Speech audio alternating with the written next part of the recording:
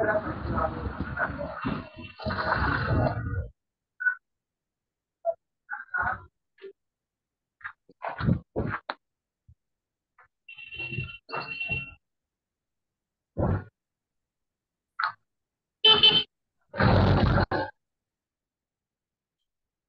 morning, everyone.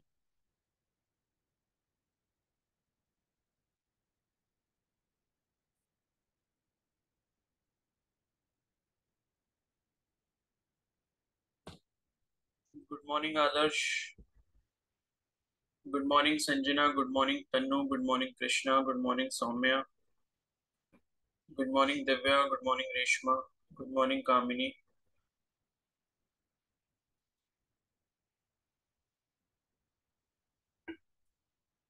चलो, तो देखो, मैं एक क्वेश्चन आपको ग्रुप में भेज रहा हूँ, उसे सॉल्व करके बताओ जरा क्या आंसर होगा और उसमें कौन सा टेंस लग रहा है।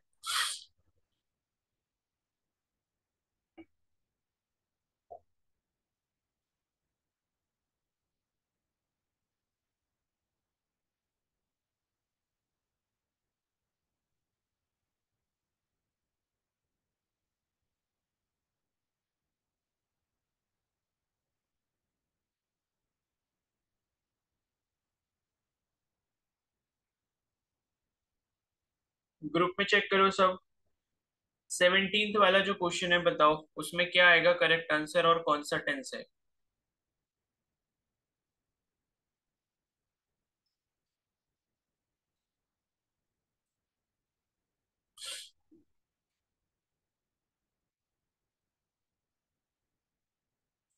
गुड मॉर्निंग कशिश।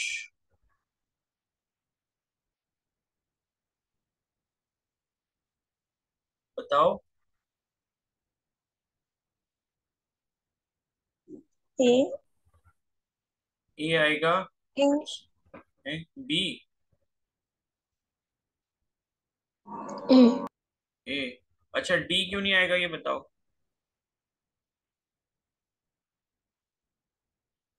क्या डी आ सकता है।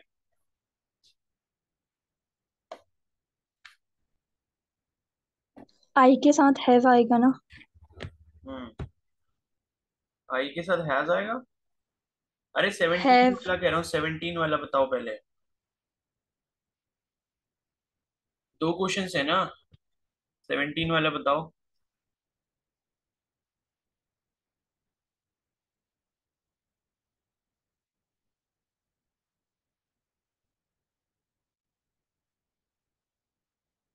बताओ 17 वाला कौन सा होगा ऑप्शन। ए ए होगा। और टेंस कौन सा ए होगा फिर। सिंपल सिंपल पास्ट होगा। ठीक है। तो Sameer at all the chocolates, यहाँ पर ये है।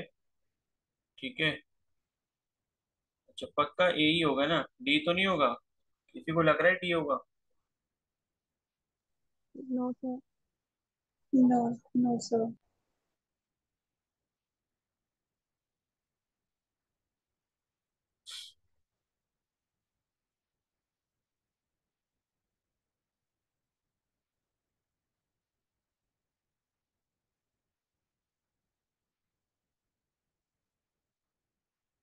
अच्छा, अगर हैव ईटन लगा है किसी सेंटेंस में तो आपको क्या लगता है कि वो कौन सा सेंटेंस होना चाहिए। हैव प्लस वर्ब की थर्ड फॉर्म। सब present tense. Present perfect. Present perfect. Present perfect ही होगा। यस ठीक है, sir, present present perfect perfect. होगा, हाँ। ठीक है।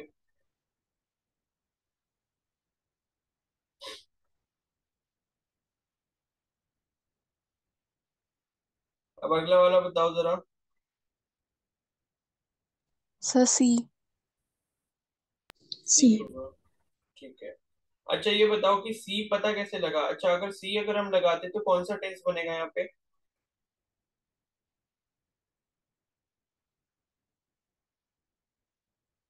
सब present continuous. Present perfect continuous. Present perfect continuous बनेगा। ठीक है। प्रेजेंट कॉन्टिन्यूस में तो क्या होता है, subject plus is am are plus verb की फोर फॉर्म।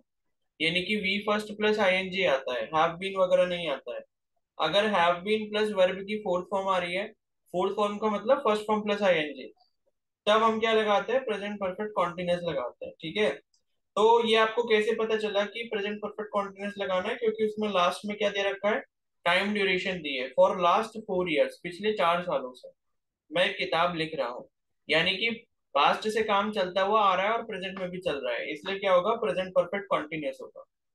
ठीक है, यहाँ पर सिंस भी आ सकता था, लेकिन सिंस अगर आता तो टाइम मेंशन करना पड़ता, जैसे कि सिंस 2022, ठीक है, या सिंस 2019, या सिंस जनवरी, ठीक है, या सिंस वेनेसडे। तो टाइम अगर स्पेसिफाई किया जाएगा तो सिंस आता है यहाँ पे।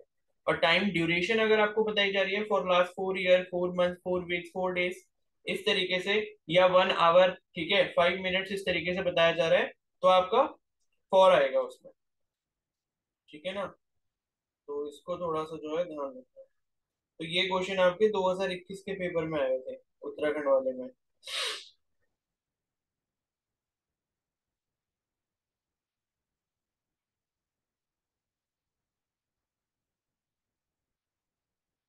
है ना। ठीक है, तो इस चीज का आपने ध्यान रखना है। और बाकी क्वेश्चन प्रैक्टिस कर रहे हो नहीं कर रहे सब लोग? Yes, Yes, sir. sir. Yes, sir.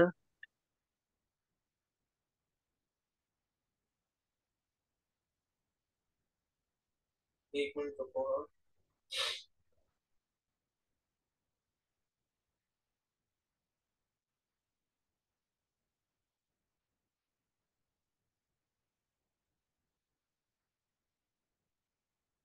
चलो, तो एक बार मैं आपको फिर से बता देता हूँ कौन कौन से टॉपिक्स आपने करने थे और किस किस के क्वेश्चन प्रैक्टिस करने हैं।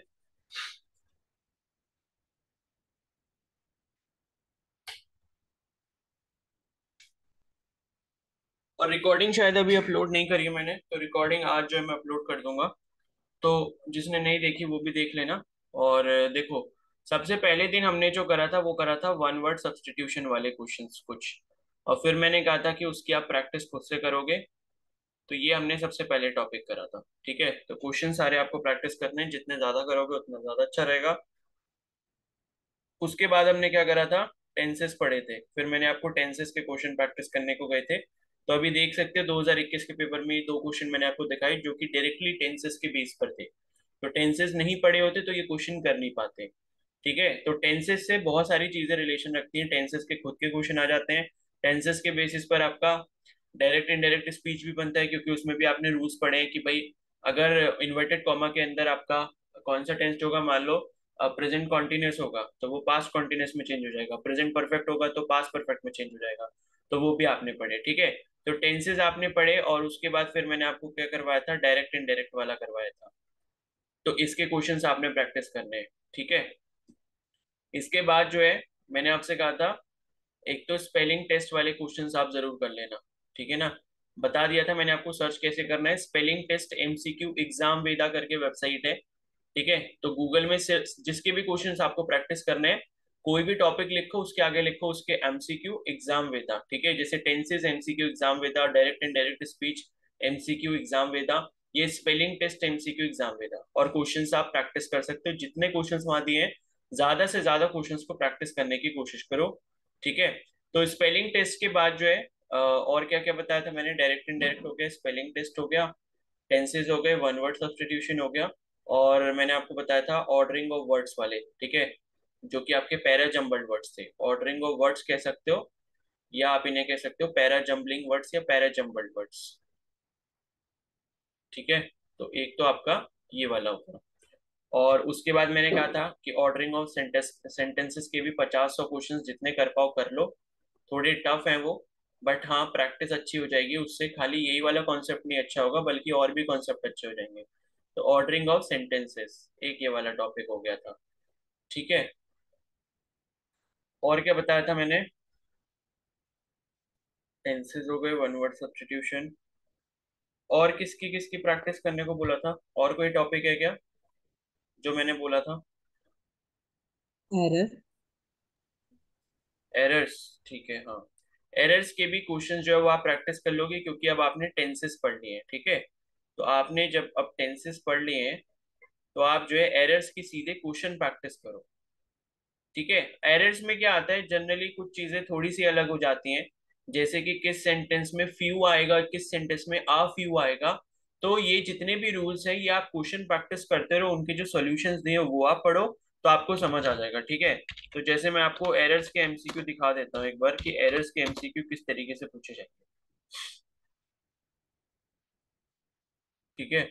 और जो टॉपिक है, एक तो चलो एरर हो गया, इसके क्वेश्चंस भी आपको प्रैक्टिस करने हैं, एरर्स के। और एक होता है आपका क्लोज टेस्ट, ठीक है।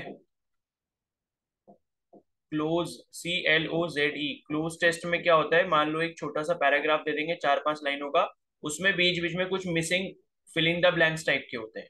तो अभी मैं दिखाऊंगा क्लोज टेस्ट कैसा होता है। तो उसमें भी आपको लाइक कि वहां पर कौन सा प्रिपोजिशन आपने इस्तेमाल करना है, या फिर कौन सा वर्ड आपने इस्तेमाल करना है, कौन सा आर्टिकल यूज करना है, ये आपने देखना होगा, ठीक है। तो ये एथ हो गया, और उसके बाद और कोई टॉपिक, मतलब फिर डिटर्मिनर्स, आर्टिकल्स, ये तो सब एक जैसे ही हैं। तो अब एक बार देख लो एरर्स वाले क्वेश्चन जो है वो आपके किस तरीके से आ सकते हैं,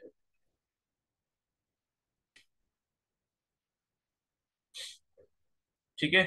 तो एरर्स एमसीक्यू एग्जाम में था, इस तरीके से मैंने सर्च करा, तो कॉमन एरर डिटेक्शन, ये पहली वाली जो वेबसाइट दे रखी है, इसमें टोटल आपको 6 सेक्शन दिए हुए हैं, सेक्शन 1 से लेके सेक्शन 6 तक। इसका मतलब 600 क्वेश्चन है, तो आप कर सकते हो आराम से, ठीक है। तो जैसे इसमें क्या होता है, जो एरर आते हैं, देखो एरर क्या होता है, आपके टेंस के बेसिस पर भी हो सकते हैं, और दूसरी चीजें आपके प्रिपोजिशन वगैरह के बेसिस पर भी हो सकते हैं। जैसे यहाँ पर जो है, Ram was senior to Sam in college, तो इसमें जो है एरर आपका सीनियर टू की वजह से हो सकता है, ठीक है। कि सीनियर के साथ क्या आता है, टू आता है, देन आता है, क्या चीज आती है। तो जितने क्वेश्चंस आप प्रैक्टिस करोगे उसके बेसिस पर आपको यहाँ पर पता चल जाएगा, ठीक है। अब इसमें क्या है, पहली चीज तो आप क्या कर सकते हो, थोड़ा बहुत एलिमिनेशन से भी कर सकते हो। देखो राम वॉज और सैम इन कॉलेज, इसमें तो बिल्कुल भी कोई एरर नहीं होगा, क्योंकि राम वॉज में ऐसा कुछ है ही नहीं कि उसमें आप एरर निकाल पाओ। या सैम इन कॉलेज वाला पार्ट है जो, उसमें भी कोई एरर निकाल पाओ, ऐसा कोई पार्ट ही नहीं है उसमें, मतलब ऐसा कोई है ही नहीं, वर्ड ही नहीं है वहां पर। तो सीनियर टू में आपका एरर हो सकता है, या फिर नो एरर होगा, ठीक है। तो ये जो है आपको यहाँ पर देखना पड़ेगा, जैसे मान लो ये आपका नो एरर ही है, ठीक है, Ram was senior to error. अब जैसे मान लो यहाँ पर क्या होता, अगर लिखा होता है यहाँ पे कि राम वॉज सीनियर देन, इस तरीके से लिखा होता, जैसे ये सीनियर टू की जगह जो यहाँ पर अगर लिखा होता राम वॉज सीनियर देन, ठीक है, इस तरीके से। क्योंकि कई बार हम अपनी कम्युनिकेशन में ऐसा करके यूज कर लेते हैं, लेकिन वो गलत होता है। तो सीनियर के साथ या जूनियर के साथ जब भी आप इस्तेमाल करोगे, टू का इस्तेमाल करोगे, इसलिए क्या है, ये no error will be your right answer, ठीक है। तो ये चीज आपने ध्यान रखनी है। अब इसका सोल्यूशन अगर आप देखोगे, इसका सोल्यूशन क्या दिया है, तो देखो इन्होंने यहाँ पर लिखा है, the adjectives inferior, superior, senior, junior, prior, etcetera take the preposition to, not than, ठीक है। तो ये जितने भी होते हैं, जैसे कि सीनियर हो गया, जूनियर हो गया, सुपीरियर हो गया, सुपीरियर मतलब कोई किसी से कितना ज्यादा ऊपर है, इंफीरियर मतलब कोई किसी से कितना ज्यादा कम है या उसके नीचे है, ठीक है। प्रायर यानी कि मतलब कौन किससे ज्यादा पहले है, ठीक है। तो ऐसे जितने भी आपके एडजेक्टिव्स आते हैं, एडजेक्टिव्स का मतलब कि जो आपको किसी चीज की विशेषता बता रहे हो, एडजेक्टिव्स का मतलब क्या होता है, विशेषण होता है, ठीक है। तो इनसे पहले जो प्रिपोजिशन आपका लगता है वो टू लगता है, देन नहीं लगता। क्योंकि मैंने बताया यही सेम क्वेश्चन में आपको देन भी दिखाई दे सकता है। तो नो एरर भी ऑप्शन होगा और सीनियर देन भी ऑप्शन होगा, तो वहां पर सीनियर देन आपका राइट आंसर हो जाएगा, मतलब क्योंकि सीनियर देन वाला पोर्शन गलत है, ठीक है। तो she always felt inferior to, एक और एग्जांपल यहाँ पर दिया, she always felt inferior to her younger sister, मतलब ये है कि वो अपनी छोटी बहन से अपने आप को हमेशा कम समझती थी, ठीक है, उसके नीचे दबी दबी रहती थी। तो this material is superior to that, ये मटेरियल उससे काफी ज्यादा अच्छा है, उससे सुपीरियर है। तो सुपीरियर, इंफीरियर, जूनियर, सीनियर, ठीक है। तो इन सब में आपका क्या आएगा, इन सब में आप टू का इस्तेमाल करोगे। तो ये जो है एरर्स आपको इस तरीके से प्रैक्टिस करने, इनकी एक्सप्लेनेशन जरूर आपको देख लेनी, ठीक है। उसके बाद जैसे ये था, it was him who came running in to the classroom, ठीक है, वो यही था जो क्लासरूम में भागते हुए आया था। तो इसमें क्या लग रहा है आपको एरर,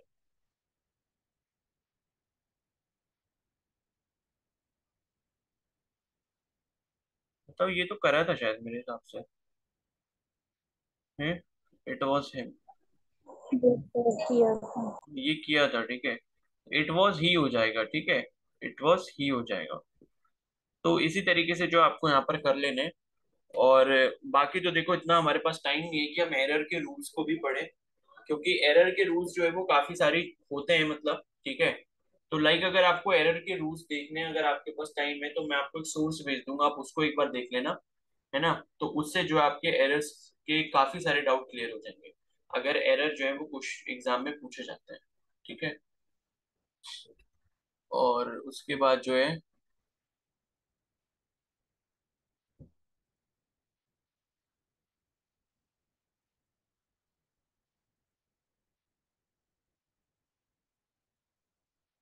अब जैसे ये फिफ्थ वाला क्वेश्चन है, सपोजिंग इफ, ठीक है, supposing if it rains what shall we do. तो सपोजिंग गलत हो सकता है शायद, suppose if it rains what shall we do, यानी कि अगर मान लो बारिश होती है तो हम क्या करेंगे। तो इस टाइप के सेंटेंसेस जो है वो आपको चेक करने हैं। तो यहाँ पर जब आपका सोल्यूशन देखोगे इसमें, तो ऑप्शन ए जो है वो आपका राइट आंसर है। तो इसमें इन्होंने क्या करा है कि इफ को हटा दिया, supposing it rains what shall we do, ठीक है ना। तो ये है कि ये आपको क्वेश्चन प्रैक्टिस करने से ही आएंगे, जितने भी एरर्स है, क्योंकि एरर्स आपको बहुत तरीके के मिल सकते हैं।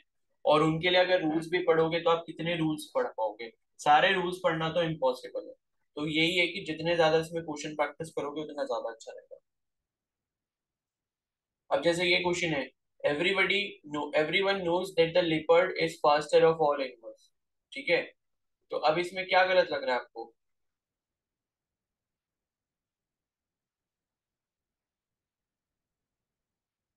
Of all animals. तो डी। डी, ठीक है। तो डी ही गलत हो सकता है यहाँ पे, ठीक है। तो फास्टर देन ऑल एनिमल्स होगा या तो, है ना।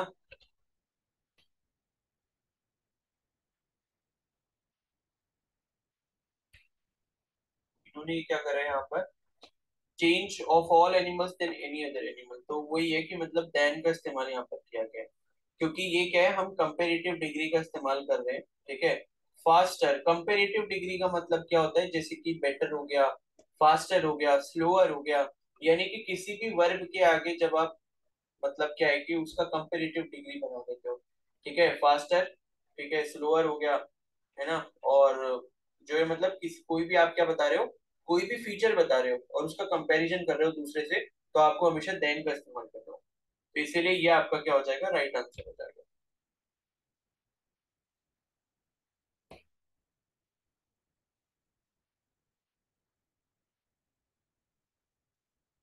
ये बताओ,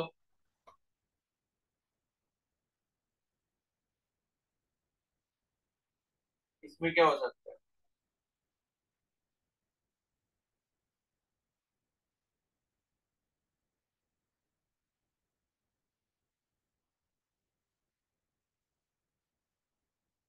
बोलो इसमें क्या हो सकता है। Even if the teacher has completed the course, the students cannot pass unless they study themselves.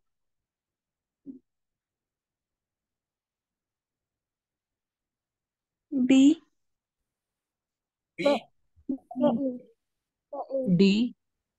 अच्छा, ये क्या सही लिखा है क्या। डी। अच्छा, ये सही सर ए लग रहा है। है, क्या नहीं लगा है।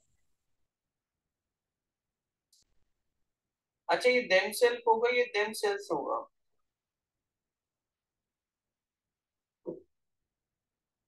बताओ क्या हो सकता है यहाँ?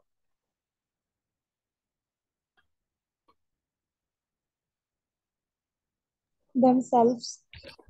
देखो, यही रीजन दिया हुआ है यहाँ पे, ठीक है। तो देम सेल्फ कभी नहीं होता, हमेशा देम सेल्स होता है ना।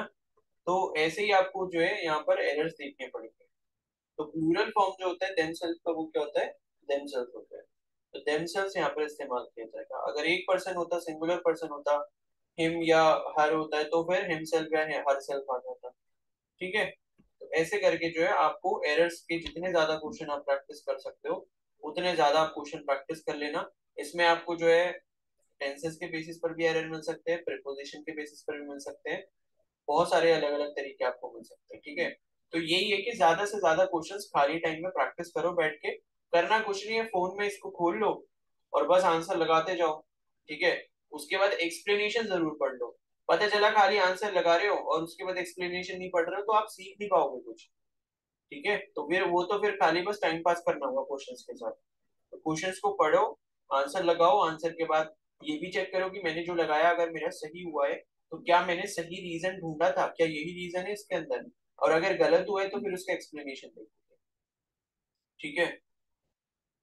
तो एक तो आपका ये एरर्स वाला टॉपिक हो गया। अब मैं एक वो बता देता हूँ क्लोज टेस्ट वाला, कि क्लोज टेस्ट कैसा होता है, तो ये भी शायद आ सकता है, ठीक है।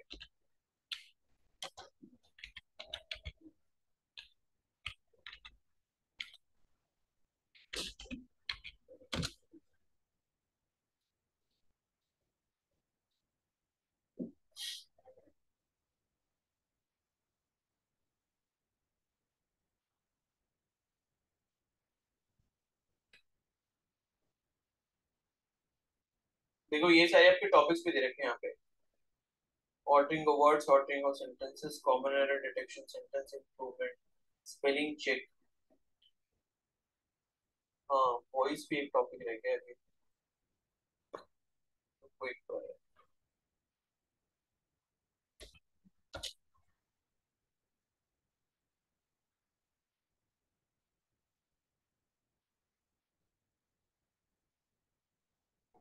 आई थिंक इसमें क्लोज टेस्ट वाले क्वेश्चन दे नहीं रखे हैं, दूसरी वेबसाइट पर दिखाता हूँ मैं। तो क्लोज टेस्ट ना भी करो, खाली वो जो है आप वो कर लेना, मतलब सेंटेंस कंप्लीशन वाले कर लेना, उससे भी आपको समझ आ जाएगा, ठीक है। तो क्लोज टेस्ट के जो है मैं आपको दूसरी वेबसाइट पे दिखाता हूँ कि क्लोज टेस्ट कैसे होता है। इसमें देखो जैसे गीक्स फॉर गीक्स करके जो वेबसाइट दे रखी है, इसमें होगा।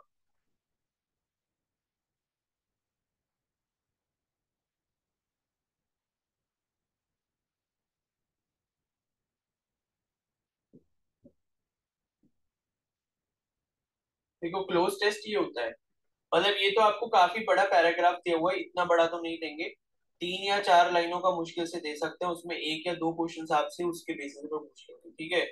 तो इसमें क्या होता है, जैसे आपको एक पैराग्राफ दे दिया जाता है, उसमें क्या होता है, बीच बीच में आपके ब्लैंक्स होते हैं, एंड वो आपको फिर बताना होता है कि भाई कौन सा सिटी यहाँ पर आ सकता है। जैसे ये है कि इन today's fast paced world time management is dash for success, ठीक है।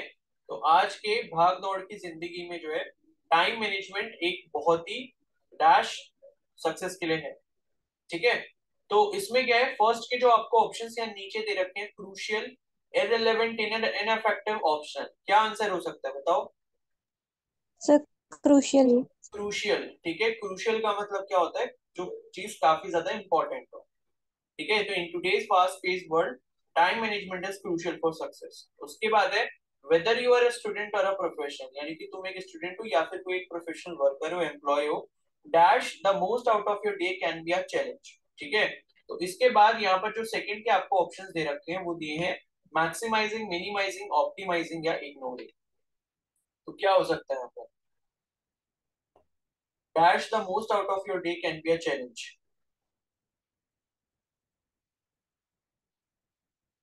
Okay. क्या होगा, ऑप्टिमाइजिंग होगा ना, ठीक है। सी। ऑप्टिमाइजिंग क्या होता है, मतलब किसी चीज को आप किस तरीके से कर रहे हो, उसका मतलब ऑप्टिमाइजेशन होता है, ठीक है। उसके बाद है the first step is to dash a daily schedule.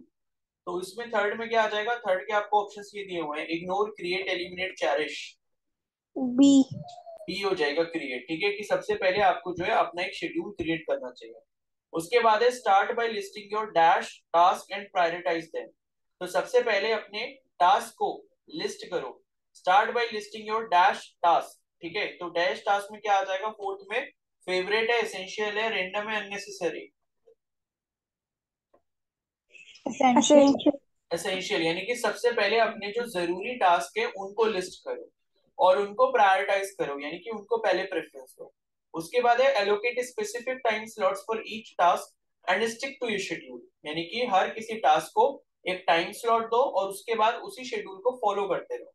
फिर उसके बाद है avoid dash distractions and stay dash on your goals, ठीक है। तो फिफ्थ में क्या आ जाएगा, अवॉइड डैश, क्या था, अवॉइड डैश डिस्ट्रैक्शंस, क्या आ जाएगा? इनवाइटिंग, एलिमिनेटिंग, एम्ब्रेसिंग या ignoring?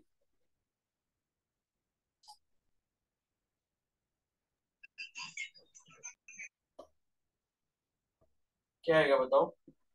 Avoid dash distractions, Ignoring. embracing, embracing, embracing कर Ignoring. सकते हैं, इनवाइटिंग आएगा। Inviting.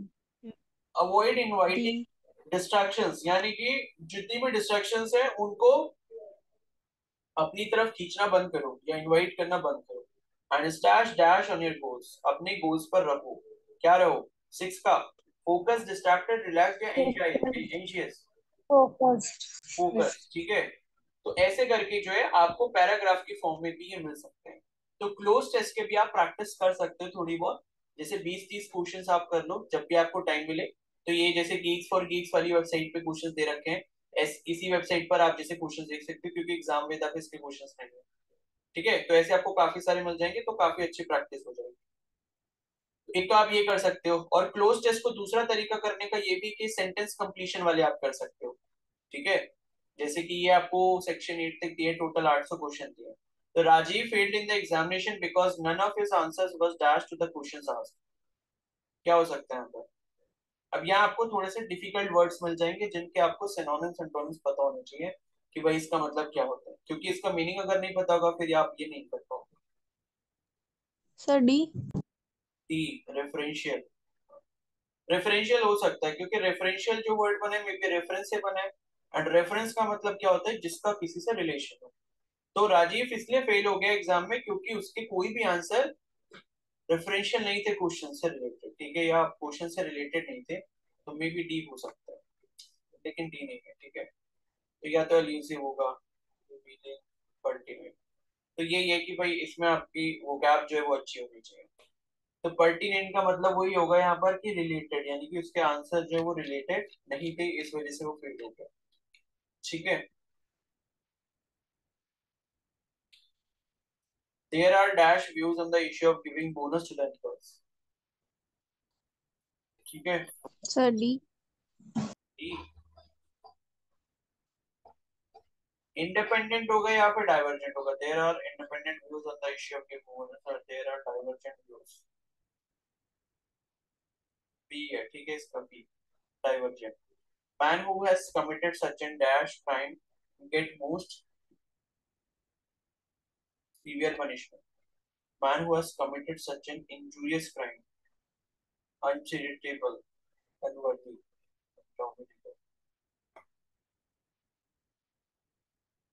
इसका डी है। ठीक है, तो ये तो रहने दो, ठीक है, इतने टफ आपसे नहीं पूछे जाएंगे कि उसमें आपको जो है मीनिंग्स पता होनी चाहिए, क्योंकि इसमें आपको पूरी वोकैब अगर अच्छे से नहीं आती ढंग से तो फिर आप ये नहीं कर पाओगे, तो ये मत करना। इससे अच्छा आप बस क्लोज टेस्ट मैंने बता दिया वो वैसे वैसे कर लेना, वो समझ आ जाएंगे क्लोज टेस्ट में। और आपको मैं बता रहा हूँ नेक्स्ट जो आपको टॉपिक यहाँ पर प्रैक्टिस करना है वो है इडियम्स एंड फ्रेजेस। ठीक है, ये टॉपिक भी प्रैक्टिस कर लो, क्योंकि जितने ज्यादा क्वेश्चंस यहाँ पर प्रैक्टिस करोगे इसके, क्योंकि इडियम्स एंड फ्रेजेस क्या होता है ना, कुछ कुछ तो पढ़कर समझ आ जाते हैं कि भाई इसका मीनिंग क्या होगा, लेकिन कुछ ऐसे होते हैं जिनका पढ़कर मतलब समझ नहीं आता, लेकिन अगर आप उनको एक बार प्रैक्टिस कर लोगे तो वो दिमाग में आपके रहेंगे जब तक आपका एग्जाम होगा। ठीक है, तो इसलिए जो है आप इसको प्रैक्टिस एक बार इडियम्स एंड फ्रेजेस के क्वेश्चंस को कर लो और मीनिंग निकालने की भी कोशिश करो। ठीक है, जैसे कि to make clean breast of, ठीक है, इसका मतलब क्या? टू मेक क्लीन से मतलब क्या? कुछ लाइक कि कुछ साफ करना, कुछ हटाना, मतलब इस तरीके से कुछ है। ठीक है, तो ऐसे करके आप कर सकते हो। जैसे कि पहला है टू गेन प्रोमिनेंस, यानी कि लाइक अपनी मतलब प्रोमिनेंस क्रिएट करना, या मतलब ये है कि, और टू प्रेज वन सेल्फ, यानी कि किसी की तारीफ करना। To confess without of reserve, यानी कि किसी चीज को लाइक कन्फेस करना, बताना। To destroy before it blooms, यानी कि किसी को खत्म कर देना उसके खिलने से पहले। ठीक है, या नन ऑफ दीज होगा, तो मे बी ये सी हो सकता है। ठीक है, to make clean breast of like साफ करना, या लाइक मतलब क्या बोल सकते हैं ना, मतलब आपको लग जाएगा थोड़ा थोड़ा मीनिंग का पता। तो यही है कि इसमें आप ज्यादा से ज्यादा क्वेश्चन प्रैक्टिस करो। सेक्शन 7 तक दिए, टोटल आपको 700 क्वेश्चंस मिल जाएंगे। एंड होपफुली अगर आपने ये सारे क्वेश्चंस कर रखे हैं इडियम्स एंड फ्रेजेस के प्रैक्टिस, तो आपको इसमें से ही एग्जाम में मिल जाएंगे, ठीक है। वरना अगर नहीं भी मिलेगा कोई क्वेश्चन यहाँ से, तो आपकी इतनी प्रैक्टिस हो चुकी होगी कि आप मीनिंग आराम से क्रिएट कर लोगे, है ना। उसके बाद अगला क्वेश्चन है to keeps one's temper. Temper का मतलब क्या होता है? Related to your like anger कह सकते हो, कहते हैं ना, मतलब ये काफी ज्यादा हाईली हाई टेम्पर्ड पर्सन है, ठीक है। तो अग्रेसिवनेस से रिलेटेड हो गया, ठीक है। तो to keep one's temper, to become hungry, to be in good mood, to preserve one's energy, ठीक है। टू बी अलूफ फ्रॉम, या नन ऑफ दिस, क्या हो सकता है इसका बताओ? बी। बी। सी। सी। सी लग रहा है सी। मुझे। बी। बी होगा, ठीक है, तो बी है। टू कीप्स वंस टेम्पर का मतलब कि भाई आप ऐसा समझ सकते हो कि अपना गुस्सा अपने काबू में रखना। तो काबू में अगर किसी का गुस्सा रहेगा तो आप समझ सकते हो कि उसका मूड अच्छा रहेगा, ठीक है। तो देखो यही लिखा है, to maintain control of one's composure despite being angry और अपसेट। मतलब ये कि किसी को गुस्सा आ भी रहा है या कोई अपसेट भी है, तब भी वो अपने बिहेवियर को कंट्रोल करके रख रहे हैं, तो ये हो जाएगा, ठीक है। उसके बाद है टू कैच अ टार्टर, है ना। To trap wanted criminal with great difficulty, to catch a dangerous person, to meet with disaster, to deal with a person who is more than one's match. D. B. ये खोल रखा है क्या, ये बताओ? देख रहे हो क्या वहां से answer? No sir.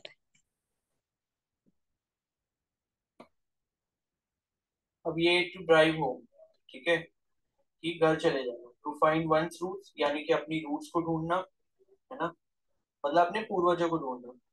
To return to the place of rest, back to original position, या टू एम्फसाइज, या नन ऑफ दिस। तो मे बी इसका सी हो सकता है, तो to return to place of find one's toast, to emphasize है इसको। emphasize मतलब लाइक किसी चीज को इम्पोर्टेंस से बढ़ाना, ठीक है। तो ये जो है आपको करने ही पड़ेंगे। और to have an axe to crime, ये पता नहीं, मेरे को लग रहा है कि किसी में क्वेश्चन आया था पहले, to have an axe to crime. C. To end in smoke, अब जैसे ये क्वेश्चन है तो ये थोड़ा सा आप समझ सकते हो, टू एंड इन स्मोक मतलब सब धुआं धुआं कर देगा, क्या हो जाएगा इसका? To make completely understand, to doing oneself, to excite great applause, to overcome someone, ठीक है। तो टू डूइंग वनसेल्फ हो जाएगा। डूइंग का मतलब क्या होता है? डिस्ट्रॉय, खत्म कर देना।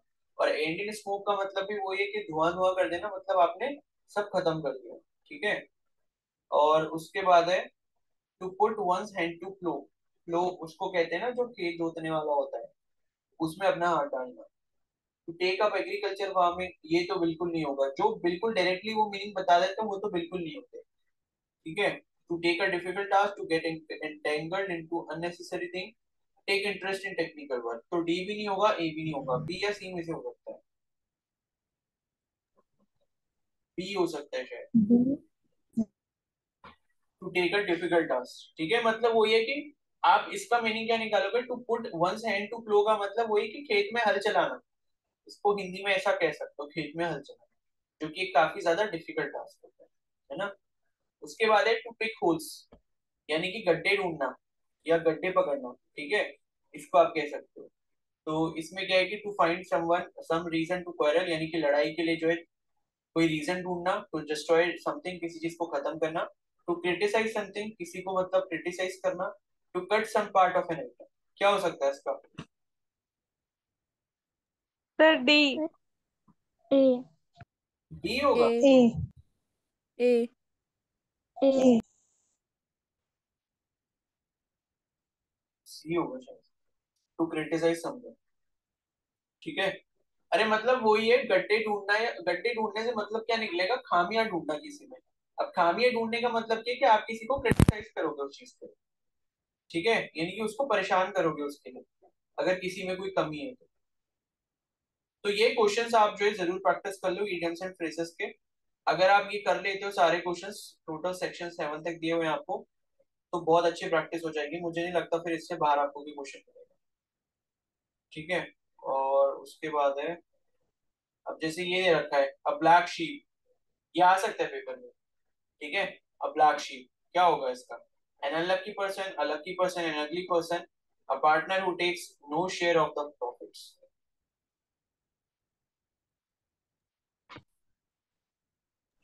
A. B. C an ugly person, या D a partner who A. Takes no share of the profits. इसका ऑप्शन ई है, नन ऑफ दीज, ठीक है। तो देखो ब्लैक शीप किसके लिए यूज किया जाता है? In the English language black sheep is an idiom used to describe an odd or disreputable member of a group, especially within a family. अभी कहना ये चाह रहा है क्योंकि शीप जो होता है भेड़िया, उसमें आपने देखा होगा उसके हेयर्स किस कलर के होते हैं? व्हाइट कलर के होते हैं, है ना। तो वो व्हाइट रहता है। अब अगर व्हाइट शीप के झुंड में अगर कोई एक ब्लैक शीप आ जाएगा तो बहुत ही अलग सी बात हो जाएगी, वो एक और चीज हो जाएगी। तो उसको एक्सप्लेन करने के लिए चीज की है, ठीक है। मतलब आप इसको कह सकते हो क्या कहते हैं ना, मतलब कि कोई भी अगर झुंड है तो उसमें सबसे अलग चीज जो दिख रही है उसको हम ब्लैक शीप से डिनोट करेंगे।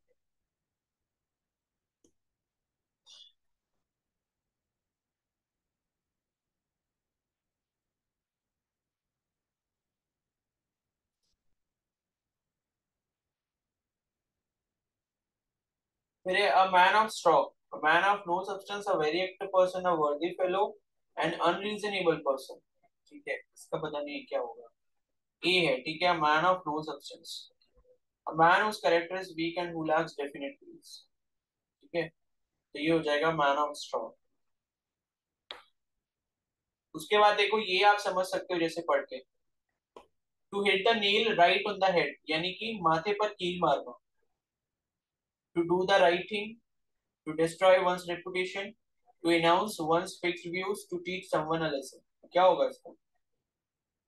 Sir, D. डी होगा? बी नहीं लग रहा? B. D लग रहा है।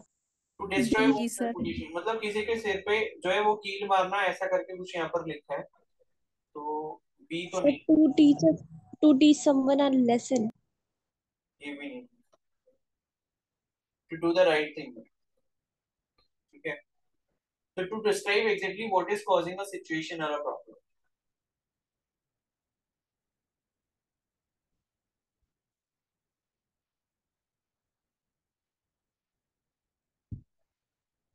अच्छा ये बताओ, ये तो आसान लग रहा है, 19 वाला। Sobhraj could be easily arrested because the police were tipped off in advance, क्या होगा? toppled over, bribed, given advance information, ये threat है। भाई सोबराज को आसानी से पकड़ा जा सकता है क्योंकि पुलिस को पहले ही टिप ऑफ कर दिया है। C. इसका मतलब क्या होगा? कि पुलिस को एडवांस में इंफॉर्मेशन मिल गई होगी तभी तो उसको आसानी से पकड़ा C. जाएगा। ब्राइब्ड का मतलब तो रिश्वत देना हो गया, है ना। तो सी हो सकता है इसका, सी है इसका राइट आंसर, ठीक है, टिप्ड ऑफ।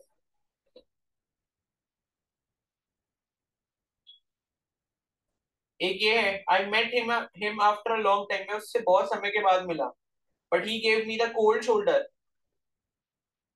क्या हो सकता है इसका? Scolded me, A. डांटा। D. ठीक है, डी हो, D. डी हो जाएगा। मतलब मैं बहुत समय के बाद उससे मिला लेकिन फिर भी उसने मुझे इग्नोर कर दिया। कोल्ड शोल्डर मतलब कि एक बहुत ही सादा सा व्यवहार उसने मेरे साथ दिखाया, कि जैसे मतलब हम रोज मिलते होंगे, कोई फर्क ही नहीं पड़ा उससे, ठीक है। तो ऐसे करके प्लीज आप ये जितने भी क्वेश्चंस हैं उनको प्रैक्टिस करो, ठीक है। अपने खाली समय में इसी को प्रैक्टिस करो, बस यही करना है आपने। इंग्लिश